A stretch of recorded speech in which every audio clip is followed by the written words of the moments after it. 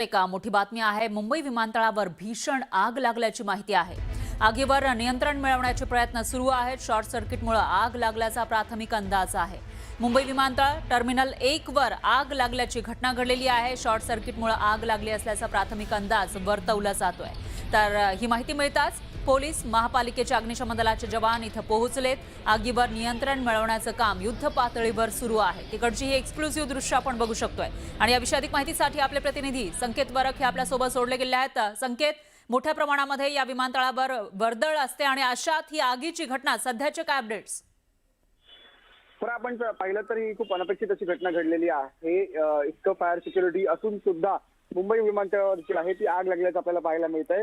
ही आग जी लागली आहे मुंबई विमानतळावर आपण पाहिलं तर टर्मिनल 1 आणि टर्मिनल 2 असे दोन भाग आहेत। तर टर्मिनल 1 म्हणजे टर्मिनल 1 वरती ही आग लागलेली आहे आणि जवळपास 5:30 ते 6च्या सुमारास ही आग लागली। आता ही आग कशामुळे लागली तर प्राथमिक माहिती नुसार ही आग जी आहे ती शॉर्ट सर्किटमुळे लागल्याचं कळतंय।